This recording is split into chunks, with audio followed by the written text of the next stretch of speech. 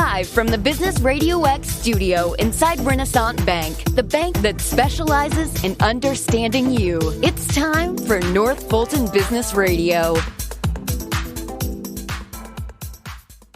And hello again, everyone. Welcome to another edition of North Fulton Business Radio. I'm John Ray, and we are broadcasting live from the Renaissance Bank studio right here on Windward Parkway in beautiful Alpharetta, wet Alpharetta. Folks, just a quick reminder that if you're tired of that big bank experience, the automated voices, and they really don't want to talk to you if you're a small business, and their definition of small business is getting bigger every day. I've got an answer for you that involves going to renaissancebank.com and finding their local office. They've got some 200 across the South ready to serve you, and give them a call. And you can actually meet with a live person. Imagine that. So give them a call and give them a shot. Just listen to them. I think you'll be glad you did. I know personally that I and my clients have benefited from the association we have with the Renaissance Bank. Renaissance Bank, understanding you, member FDIC. And we've got two great guests today. I'm going to start with Malcolm Evans, and Malcolm is with Sales Accent. Malcolm, welcome. Good day, John. Great to have you. Thank you so much. Looking forward to this. Yeah, this is. I've been looking forward to this myself. Tell me a little bit about you and how you're serving folks out there. Well, people always ask, well, where did the name come from? Well, I was originally in engineering. A friend of mine visited one day, and he had a new car, and he used to work for BMW, and he wasn't driving a BMW. I said, what's going on here? He said, no, I got a job in sales. They gave me a car. I said, I want one. So I went off, and I got a job in sales.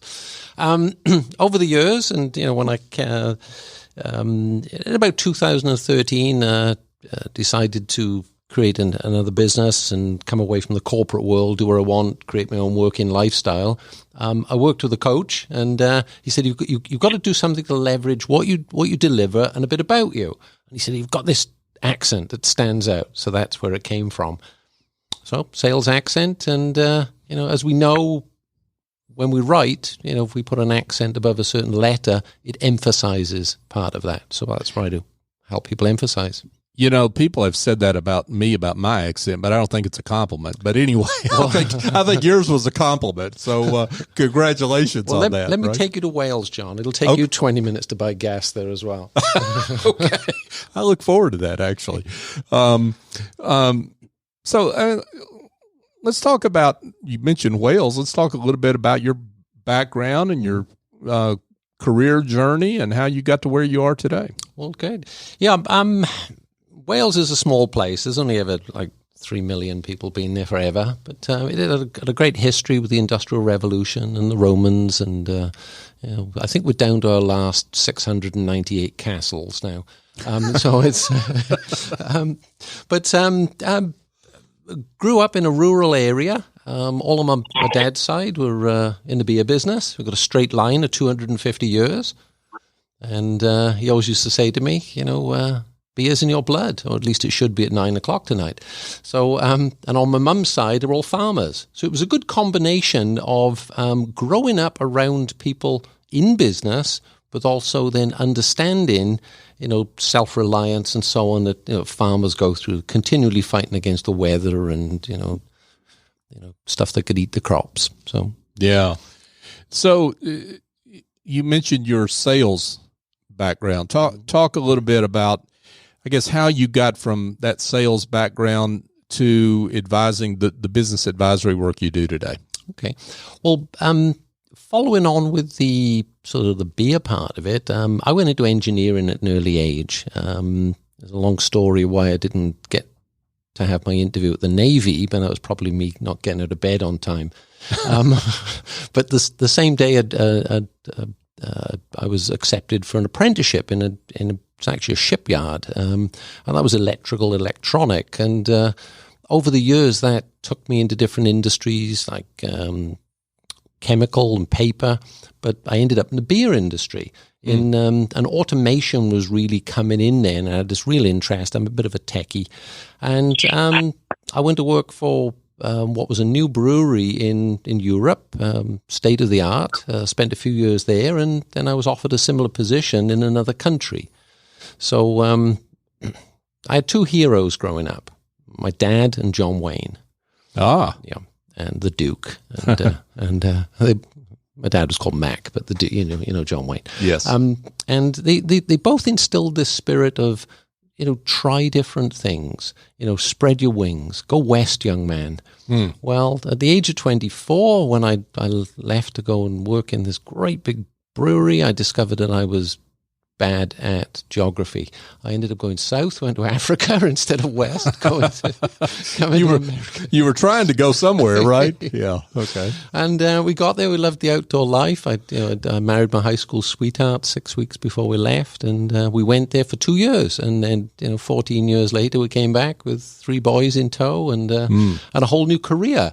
I came through the electronic world at a really good time. There's an awful lot of technological developments going on.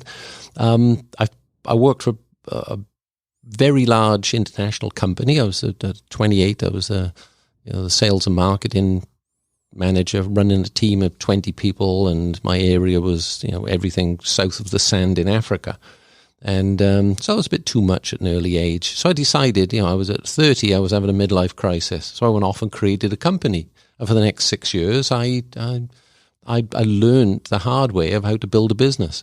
And but I figured that as long as my customers were blue chip, and many of them were like car companies, and De Beers Diamond was one of them. So as long as I performed, I would get paid. So I learned a lot of things there. I went to work for an American company when I decided I wanted to move back to Europe. And for 14 months or wherever, I was running industries there. They sent me to America, which I thought was nice, and sent me to Milwaukee in January. So I left Johannesburg when it was 40 degrees Celsius, and I arrived in Milwaukee in January, and it wasn't. So... So none of I'm going to bet it was below. So the first thing to do was rush out and buy clothes, right? And so that was good, and that set me off on a path of not only sales but very, very large accounts and international development. And from the company that I worked with, they sent me back to Europe, spent a couple of years there, and I ended up with an even bigger company.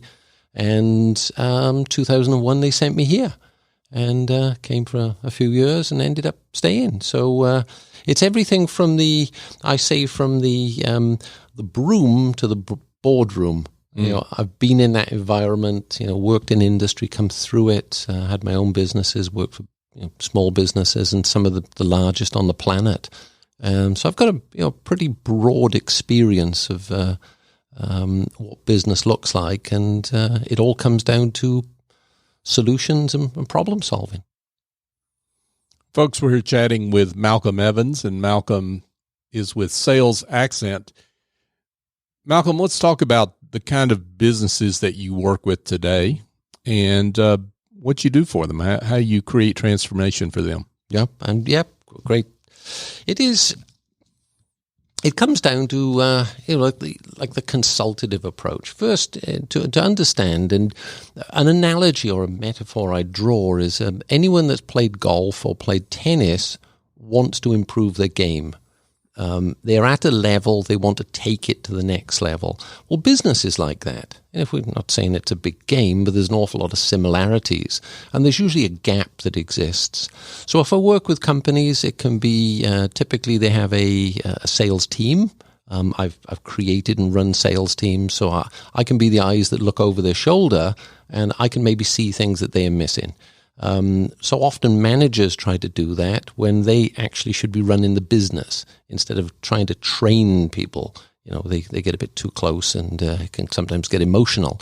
The second group of people that I would serve is the people that are corporate employees and have got caught up in something over this last couple of years.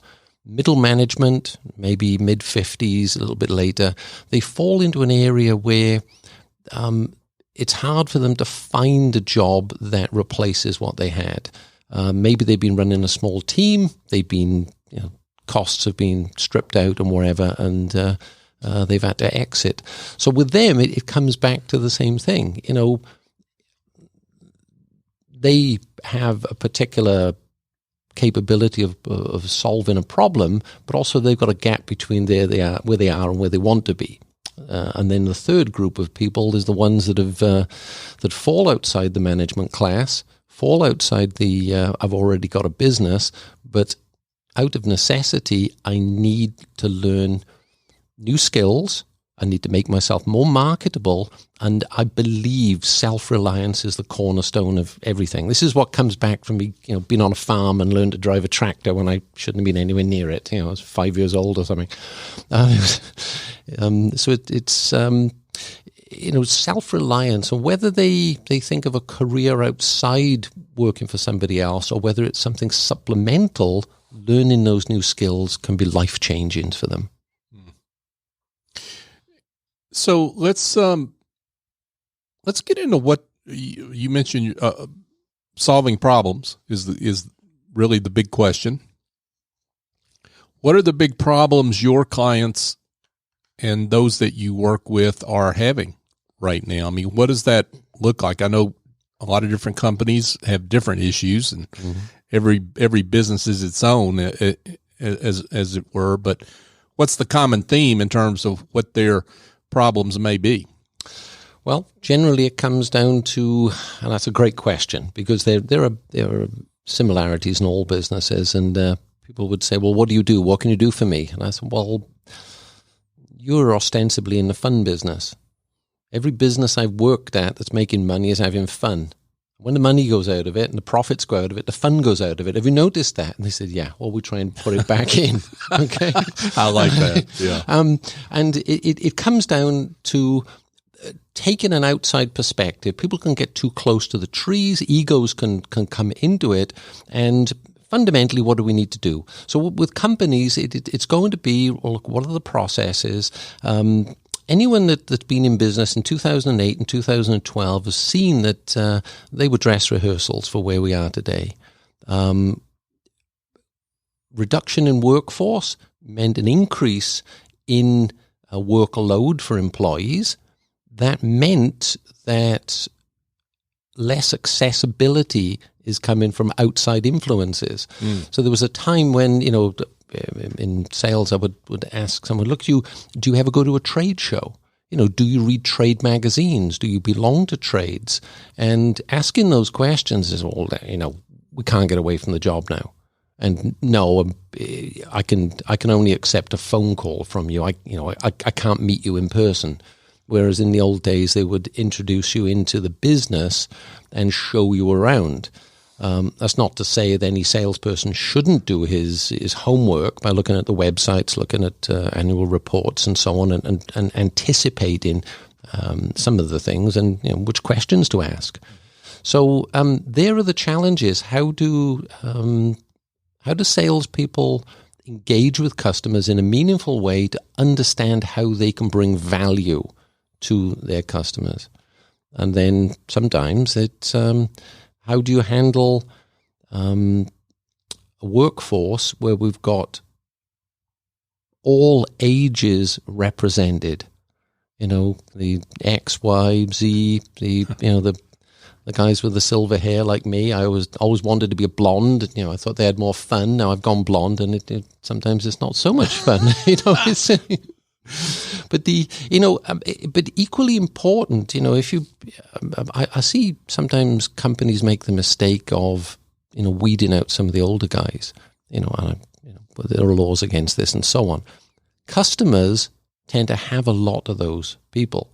So if your message is right, but the delivery mechanism, just because there's something through, a lack of or a gap of communication between somebody that's very young and somebody that's very old, you can lose a lot along the way there. And I remember that, and I'm probably one of the worst golfers, that God ever gave sort of wind to. But when I walked into a place, Golfsmith, some years ago, I looked around, I went straight to the guy with the silver hair. I said, right, what do I need to do? I need the coach. Show me, otherwise I'm going to waste my money. Right. So let's talk about what an engagement with you looks like, just in general. And again, I'm sure they're a little bit different depending on the company. But when somebody calls you, how does that conversation unfold?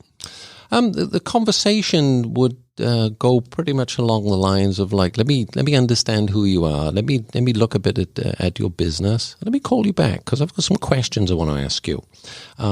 We'll then, if you want to learn somebody about them, look at their website. They'll tell you what they want to know. So for that stimulates questions for me. So then I would ask them, okay, you've got a team of salespeople, yeah. How are your sales numbers? And pretty much everyone will say, oh, no, they're fine. I say, well, if you've got 10 salespeople, are you telling me that all of them are firing on cylinders, all cylinders at the time? Because that goes against the 80-20 rule. Now, if they do say, well, no, we've got somebody that's underperforming or whatever, well, what are you going to do? You have a choice. You made a decision when you hired them. You knew they could do the job. Are you going to invest in them? Are you going to close the gaps they've got between performance? If so, what's that going to look like? What are your choices? Or are you just going to admit it and let them go? And I am so against the last option until pretty much everything has been exhausted. I'm a big believer in there are fundamental things why things are not working, and often getting back to basics with having someone sit down with a coach and just do an interview and then start sort of digging deeper and deeper. The truth is 5 questions deep, as you know. Yeah, for sure. Well, Malcolm, this has been great, and I can't imagine that there aren't some folks that wouldn't want to engage with you in some way after hearing some of the things you've had to say. Let's give them directions. How can they be in touch with you? Well, working with Malcolm, I say, is a little bit tongue-in-cheek. Okay, my website, it used to be called salesaccent.com, but I came away from the sales part. And a lot of the people that I work with now are ex-corporate. I want to, and they go off and they start creating jobs for people and so on and themselves. So I created a brand called neverinterviewagain.com. Okay, and what this is about is really it's about skilling up. So you can find me there on the web. You can find me in Facebook at Never Interview. It's a similar thing out on YouTube or wherever. But the message is to anyone in this day and age is don't sit still as an individual or as a business. You have to adapt. They teach the Marines to do that, adapt and overcome. We're in an era of tectonic change. We need to think accordingly. Think big, think bold, just go be it.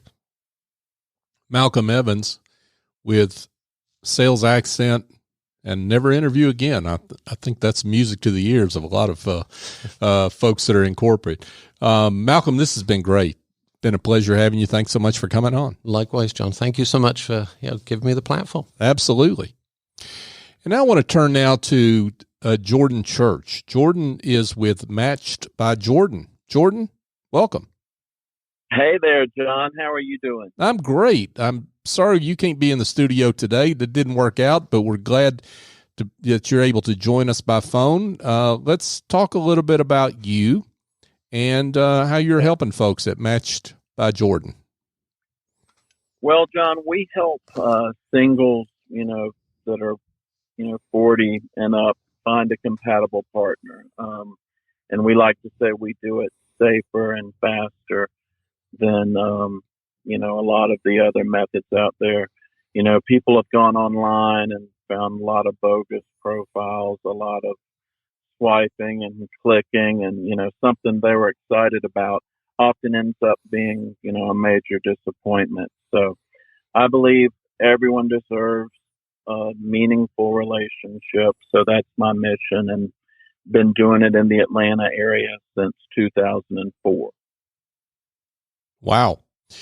Yeah. I I am shocked to hear that there are fake profiles out there. I am shocked to hear that.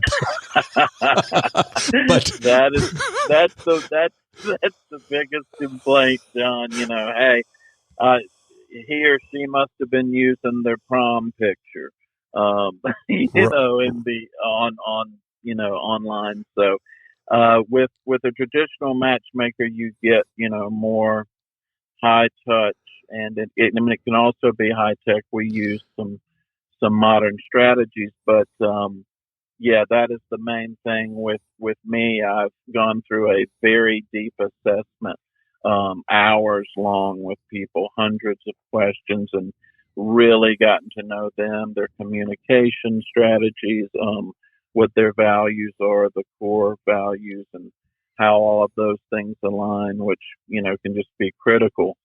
So usually by the time I match someone and we set them up on a date, it's more like their fourth or fifth date, because they're not going to have to weed through red flags and, oh my gosh, you said online you weren't a smoker, and now you're saying you need to take a quick smoking break. So, right. So yeah, we really get to know people and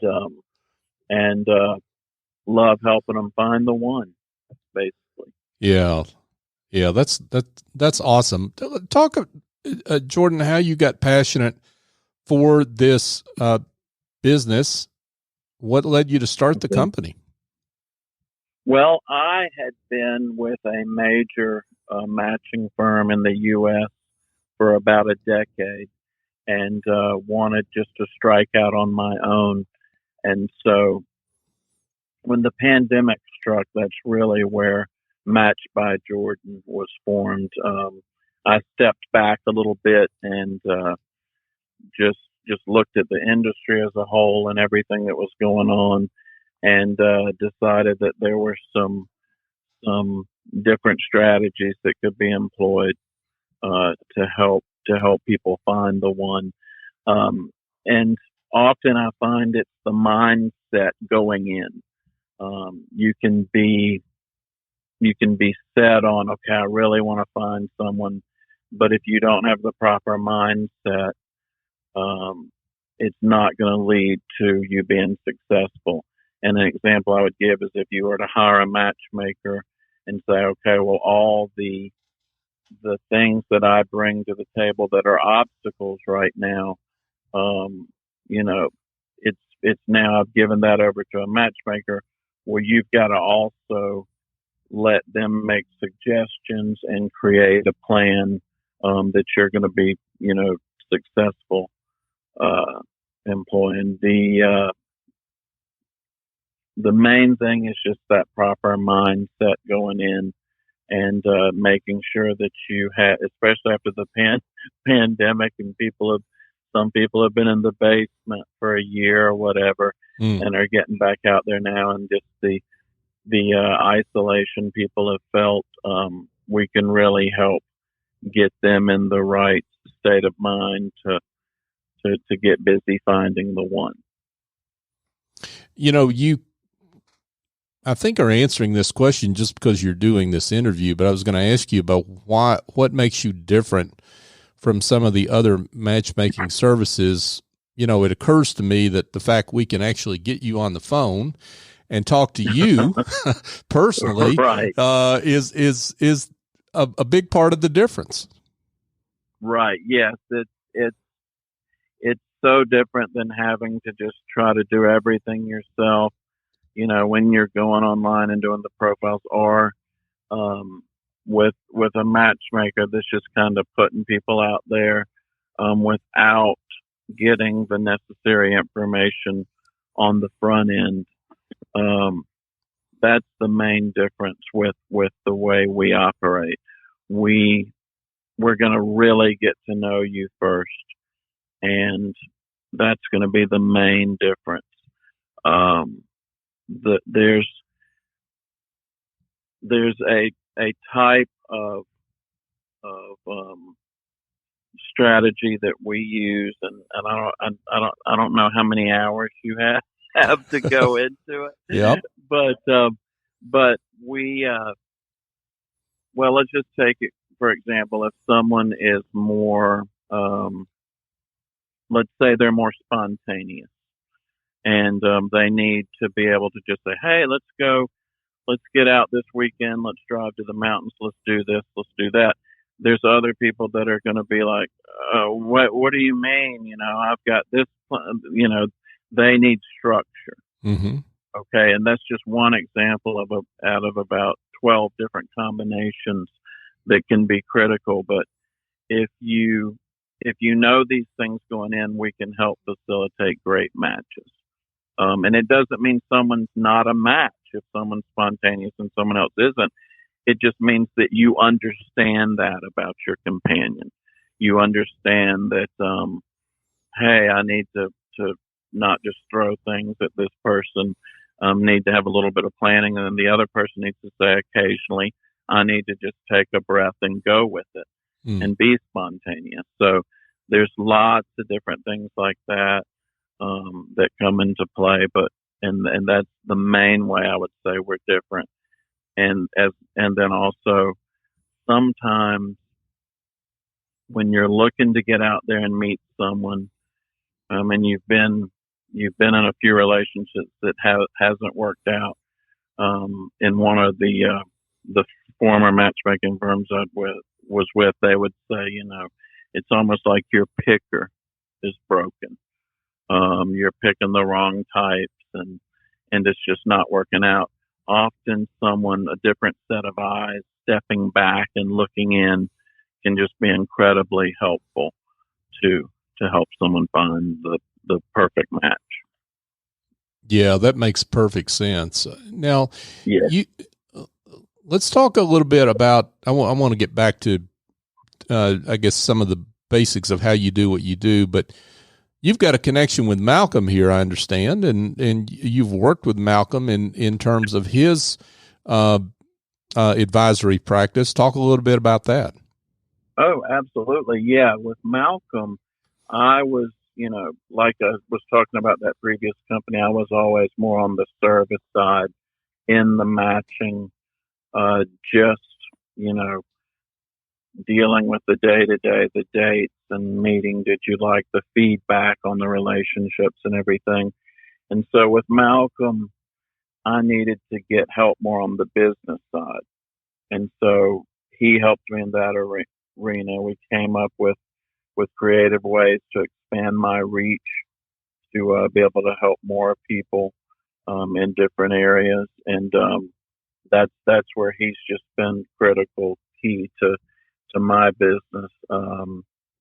I bring a challenge to Malcolm, and he's pretty much able to uncover, the solution in faster than I would, because I don't have the business experience that he does.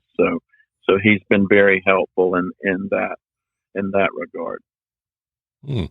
I think you just covered why you have a good business advisor, business coach, getting to solutions faster. I think that's what it's really the bottom line of it is. It really is. And people that are in a business like mine, where we're dealing with emotions and the ups and downs of everyday life, we're just drained, and we don't have the time to often take care of business and put the important aspects in place. And so someone like Malcolm, he comes in and just really puts a fine point on it, and yet just offers those solutions when, hey, where should I go here? What about this? This is happening. There's so many things in business that a small, operator that's just launching, more of a boutique operation. Mm-hmm. He's critical for that, and has helped just really expand me. Folks, we're here chatting with Jordan Church. Jordan is with Matched by Jordan. So Jordan, I mean, you're competing against some, we won't mention those brand names, but you're competing against some major brand names out there, owned by big public companies, I think. How do you make that happen? How do you make that work? Well, by being able to touch people personally and being able to be accessible in this, computer-driven social media internet age. That's the main way I'm able to really focus in, and like, until you meet the one, it's not going to be the best process in the world. Like, let's say you have 6 matches. If it took 4 matches to find the one, well, the first 3 for some reason didn't, they didn't come together. Mm-hmm. And so you've got to be able to find the, just the bridge to help them, to find the one in a, I don't know, just as they are dealing with the issues the day to day, having a matchmaker can just change everything. Let's give some advice, Jordan, to those, and maybe you can give us a peek at some of the advice you give to your clients. Somebody that's coming to you and they want to find that special person, that soulmate. What's the one piece of advice that you would give them to make that process successful for them? Well, the best thing would be to just reach out and have a conversation, so that I can just get, some basic, information on what their parameters are, what they're looking for, and just have a conversation about where they are right now. And then I can give them some input and advice. So it's really just to reach out, no obligation, and make contact, and let's discuss where they are now and what their needs are. And then that's the best way for me to make a serious recommendation. Now, I know you cannot use names. You're in the business of confidentiality, but I would love it if maybe you could share a story, someone that you've worked with that you can talk about the success that you brought to their search and their journey. Oh, absolutely. Yes. Well, there's recently, there has been a couple, and I got a picture from them, of their newborn. So match created, family created, and that's, that's the best it can get in my business, because they're together and they're starting a family, and when you see that, it's just, it grabs you. But she was actually working in a retail area in Atlanta, and one of my partner matchmakers met her, and then we had another gentleman that was already being matched by us, and we set them up. They dated, in the Roswell area is where they met first, in downtown Roswell, clicked, and then they, we get feedback, like I said, after a date, and they were both just thrilled. And it was strange because each one of the other thought, I don't know if he liked me. And so that's another way that a matchmaker can just be critical, because we're like, whoa, if that had been an internet situation, someone might have texted, just been defensive and said, well, we met and, you were nice, but you're not, you might have kind of nipped it when it was about to take off. And by having a third party, someone removed from the situation, oh, no, he was, he really liked you. Oh, no, she really liked you. And so, they're together. They feel like it's going good or going great. And then I don't know if during the goodbye at the end of the night, I think in that situation, there was just something that made them think, oh, maybe maybe it wasn't as good as I thought it was. So by having an objective third party, you've got someone that's going to guide you, on that as well. Wow. Great stuff. Matched by Jordan, run by our guest, Jordan Church. So Jordan, let's get into the details of, we'll get into how folks can get in touch with you, but let's talk about what they need to be prepared to do when they get in touch. Okay. So the best way is matchedbyjordan.com. And there's just a short little questionnaire that gives the information, just, first name, number, contact info. And then I reach out for just, we call it a candid conversation, just a 20 minute to 30 minute discussion. And no obligation whatsoever. It's just for me to see where you are and to assess what would be the best path forward. Matchmaking isn't for everybody. Some people are just adamant about, I need to have total control of this, and they want to peruse the hundreds of profiles. That's fine, but I can determine, what they need, and if they do need to shift to be more successful in matching, and make a recommendation after that conversation. So that's usually how we start, and then we do a 2 to 3 hour assessment before we would match anybody, which really gets down into, like I said, communication styles, personality, values, things like that. So that would be the best way to reach out. Awesome. And just to be clear, I think you mentioned this earlier, you work primarily with individuals that are 40 and over, correct?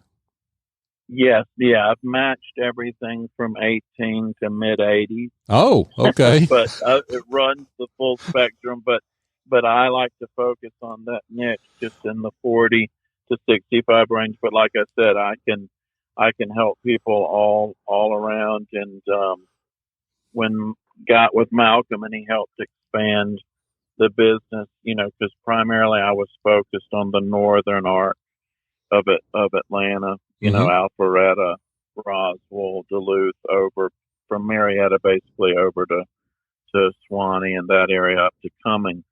And, but I mean, I cover the whole Metroplex, Peachtree, all the way down to Peachtree City and everywhere. We like to say if someone's from Cumming, oh my God, he's from Peachtree City. Well, it's not like he's in California, right? And if you're soulmates, you move together. So we focus mainly in Atlanta for the matchmaking, but we can help people all over the country through our network of matchmakers and just through, like I said, just coaching. Because someone it's no different than if you're looking for a house and you have an agent, a real estate agent, or I think Malcolm often says to me, it's like a tennis coach or a golf pro.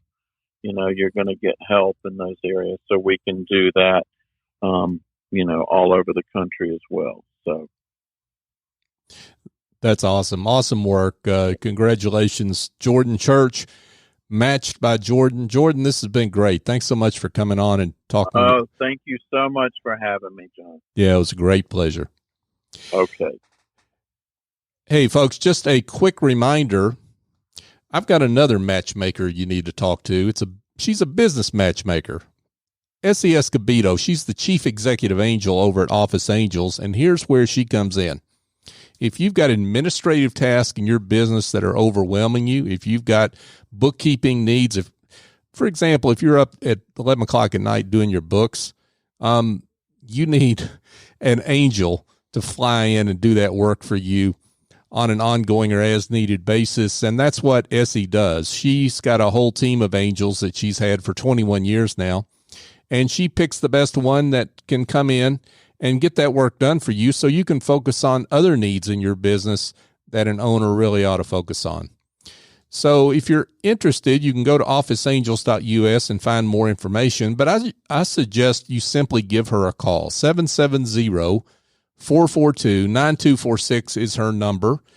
tell her I sent you, and tell her what your problem is, and she'll either match you up, or if she can't help you, she'll find somebody else that can. The point of it all, though, is I can tell you firsthand the great work she does, because I use her services, and she's terrific. SES Cabito at Office Angels. And hey, folks, just a quick reminder as we wrap up the show here, North Fulton Business Radio is the search term to find our show on all the major podcast apps. We would love it if you could support our guest in this way. Go to your favorite podcast app and subscribe to the show, but also give us a 5-star review. Now, that may sound bold, but that's not about me. It's not about Business RadioX. It is about our guest. We want the great work that great guests like Malcolm and Jordan do. We want them to be found, and your supporting the show in that way would help us to be found. Malcolm, you want to say something? Yeah, and, Jordan is such a great guy to work with. And if you think of him as a matchmaker and a relationship coach, and people think of coaches as tending to be something that's expensive. But I would always say that the cost of the problem continuing is always much larger than the cost of the solution, which you can look at now.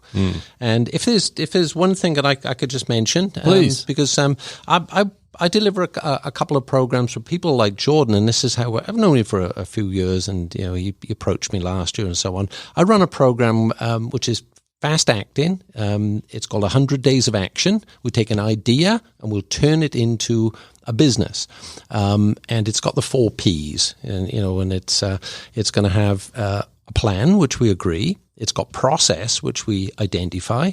It's got predictability, which we will build into this, and it's all in the pursuit of profit. So there's 5 Ps.